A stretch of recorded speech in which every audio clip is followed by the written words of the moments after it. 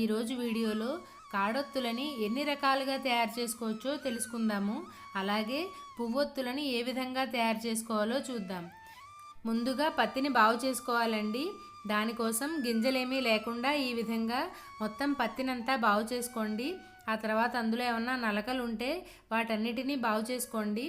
ఏమీ నలకలు లేకుండా గింజలు లేకుండా సాఫ్ట్గా ఉండేలాగా మొత్తం పత్తిని ఈ విధంగా బాగు చేసుకోవాలి. ఇప్పుడు పువ్వొత్తులు ఏ విధంగా తయారు చేయాలో చూద్దాము. వత్తులు చేయడానికి విభూదిని కానీ పచ్చిపాలని కానీ వాడాలండి. ఈ వీడియోలో చూపిస్తున్న మాదిరిగా దూదిని తీసుకుని ఆ తర్వాత విభూదితోటి ఈ విధంగా పువ్వొత్తుల్ని తయారు చేసుకోవాలి. ముఖ్యంగా ఒత్తుల్ని ఆదివారము సోమవారము చేయకూడదండి. అలాగే పత్తిని కూడా బాగు చేయకూడదు. అంతేకాకుండా అసుర సంధ్యా వేళలో అంటే సాయం సంధ్యా సమయంలో పత్తిని విడదీయకూడదు, ఒత్తులు కూడా చేసుకోకూడదు. మంచి బట్టలతో ఒత్తుల్ని చేసుకోవాలి. చూశారు కదా, ఈ విధంగా కొద్ది కొద్దిగా దూదిని తీసుకుంటూ ఒత్తిని తయారు చేసుకోవాలి. మీకు ఇక్కడ చూపించడం కోసం నేను ఇంకొక పువ్వొత్తిని కూడా తయారు చేస్తున్నాను. ఇక్కడ కాడ గట్టిగా అవడం కోసం విభూదితోటి గట్టిగా ప్రెస్ చేస్తూ అప్పుడు తిప్పుతూ ఉండండి. ఇలా తిర్రు పెట్టడం వల్ల ఈ కాడ గట్టిగా అవుతుంది. మీరు ఎంత గట్టిగా ప్రెస్ చేయగలిగితే అంత గట్టిగా ప్రెస్ చేయండి. ఇక్కడ విభూదినే కాదు పచ్చి పాలను కూడా తీసుకోవచ్చు. ఈ విధంగా చేయడం వల్ల కాడ గట్టిగా అవుతుంది. అప్పుడు మీరు కుందులో నూనె వేసి పెట్టినా సరే ఒత్తి నిలబడుతుంది. చూశారు కదా, ఈ విధంగా విభూదితోటి గట్టిగా తిర్రు పెడుతూ ఒత్తిని తయారు చేసుకోండి. చూశారు కదా, ఈ విధంగా పువ్వొత్తుల్ని తయారు చేసుకోవాలి.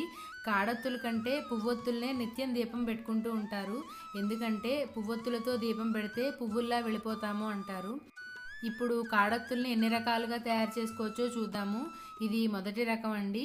ముందుగా పత్తిని గింజలేమీ లేకుండా బాగు చేసుకుని ఎంత సైజులో ఒత్తి కావాలో ఆ సైజు పత్తిని చేతిలోకి తీసుకుని విభూదితోటి ఈ విధంగా ఒత్తిని తయారు చేసుకోవాలి. చూశారు కదా, ఇది ఒక రకమైన కాడొత్తుల్ని తయారు చేసుకునే పద్ధతి. ఇప్పుడు పూర్వం నుంచి ఏ విధంగా కాడొత్తుల్ని తయారు చేస్తున్నారో చూద్దాము. అంటే ట్రెడిషనల్ మెథడ్ ఏంటో తెలుసుకుందాము. ముఖ్యంగా ఈ కాడొత్తుల్ని 365 ఒత్తులు తయారు చేయడంలో వాడతారు. ఇప్పుడు పూర్వం నుంచి వస్తున్న పద్ధతి ఏంటో తెలుసుకుందాము. ముందుగా పత్తిలో ఎటువంటి నలకలు కానీ గింజలు కానీ లేకుండా పూర్తిగా బాగు చేసుకోవాలి. ఆ తర్వాత ఈ వీడియోలో చూపిస్తున్న మాదిరిగా విభూదిని కానీ పచ్చిపాలని కానీ కొద్దిగా తీసుకుని ఇలా దారంలాగా లాగాలి. ఈ ప్రాసెస్ పెద్ద కష్టమేమీ కాదండి. 2-3 సార్లు ట్రై చేస్తే చాలా సన్నగా దారాన్ని తీయచ్చు. చూశారు కదా, నేను ఇక్కడ కాస్త స్లో మోషన్లో చూపిస్తున్నాను. ఈ విధంగా తాడుని తీసుకోవాలి. ఈ విధంగా దారాన్ని తీసుకున్న తర్వాత ఇప్పుడు 5 పోచలు కానీ లేకపోతే 11 పోచలు కానీ పోసుకుని ఒత్తిని చేసుకోవాలి. నేను ఇక్కడ 5 పోగులు వేశాను. తర్వాత కాస్త విభూదిని తీసుకుని మళ్ళీ ఈ విధంగా తిప్పుకోవాలి. అప్పుడు మనకి కాడొత్తి తయారవుతుందన్నమాట. చూశారు కదా, ఇప్పుడు నేను ఇంకొక రకంగా కాడొత్తిని ఏ విధంగా తయారు చేయాలో చూపిస్తున్నాను. ఇది చాలామంది మ్యానుఫ్యాక్చరర్స్ ఈ విధంగా తయారు చేస్తారండి. అంటే బయట ఒత్తులు అమ్మేవాళ్ళు ఈ విధంగా తయారు చేస్తారు. ఈ విధంగా చేస్తే చాలా తొందరగా అయిపోతుంది. చూశారు కదా, ఏదైనా ఒక ఈనుపుల తీసుకోండి. ఇక్కడ ఈనుపులని కొత్త చీపురు కట్టలోంచి తీసుకోండి, వాడిన దాంట్లోంచి తీసుకోకూడదు. నేను ఈ వీడియోలో చూపిస్తున్నట్టుగా ఇలా సన్నగా ఉండే పుల్లని తీసుకోండి. చూస్తున్నారు కదా, ఈ విధంగా ఒత్తిని మనం చాలా సులువుగా తయారు చేసుకోవచ్చు. ఇప్పుడు 4వ రకం కాడొత్తుల్ని ఏ విధంగా తయారు చేయాలో చూపించబోతున్నాను. ఇలా పీట మీద కానీ ఏమన్నా చెక్క మీద కానీ లేకపోతే సాన మీద కానీ కొద్దిగా విభూది వేసుకుని ఇలా చేత్తో ప్రెస్ చేస్తే కాడొత్తి తయారవుతుందండి. చూశారు కదా, ఇన్ని రకాలుగా కాడొత్తులు మనం తయారు చేసుకోవచ్చు.